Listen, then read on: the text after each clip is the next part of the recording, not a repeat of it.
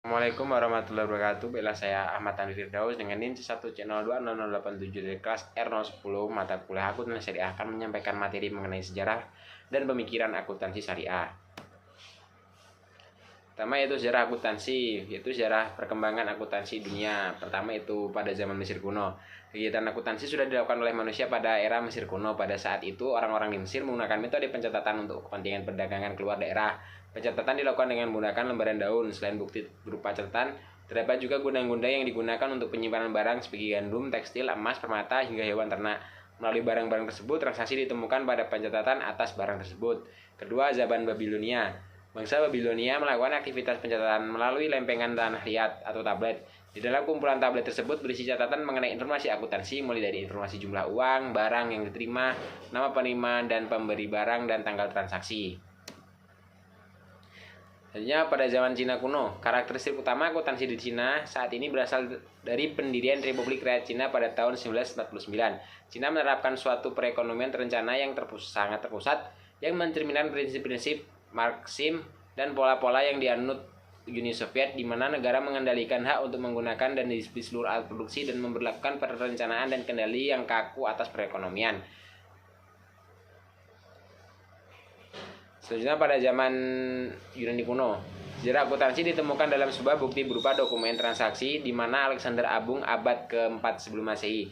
Dokumen tersebut berisi beberapa aktivitas keuangan seperti peminjaman uang dan aktivitas lainnya. Catatan tersebut menjadi bukti adanya akun dari daftar kas dan aktivitas lain, mulai dari makanan, minyak, pakaian, serta arus masuk dan keluar. Ini Romawi kuno. Bukti sejarah mengenai aktivitas akuntansi yang ditemukan pada zaman Romawi kuno sangatlah sedikit.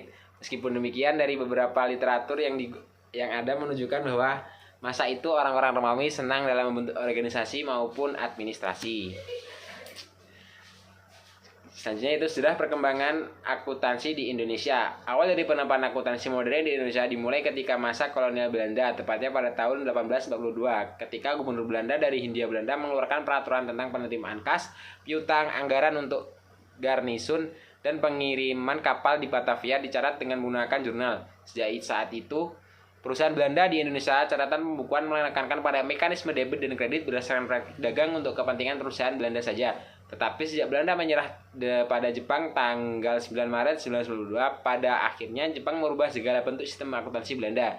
Sistem yang diubah Jepang adalah sistem administrasi dan kekuatan ekonominya dilucuti, serta orang-orang Eropa yang saat itu memegang sektor penting untuk dialihkan kepada kepentingan peperangan. Orang-orang Jepang ditempatkan di posisi manajemen tingkat atas dan orang-orang Indonesia di posisi manajemen dan menengah dan bawah tanpa mengubah sistem pengetahuan akuntansi waktu era kolonial Belanda. Setelah Indonesia merdeka, sangat dirasakan sekali kekurangan tenaga akuntan. Pada tahun 1947, hanya ada seorang akuntan berbangsa Indonesia, yaitu Profesor Dr. Abu Tari.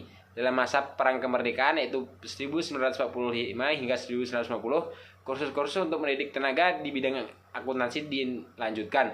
Di Indonesia sendiri pendidikan akuntan dimulai dengan dibentuknya jurusan akuntansi Fakultas Ekonomi Universitas Indonesia dalam tahun 1952. Itu yang selanjutnya itu sejarah pengembangan akuntansi syariah, yaitu pada zaman Khalifah. Yang pertama, Khalifah Abu Bakar As-Siddiq. Pada masa pemerintahan Abu Bakar, pengelolaan Baitul Mal sangatlah sederhana, di mana penerimaan dan pengeluaran dilakukan secara seimbang sehingga hampir tidak pernah ada sisa. Kedua, pada zaman Umar bin Khattab. Pada masa pemerintahan Umar bin Khattab sudah dikenalkan dengan istilah diwan, yaitu tempat di mana pelaksana duduk bekerja dan di mana akuntansi dicatat dan disimpan yang berfungsi untuk mengurusi pembayaran gaji. Khalifah Umar menunjukkan bahwa akuntansi berkembang dari suatu lokasi ke lokasi lain sebagai akibat dari hubungan antar masyarakat.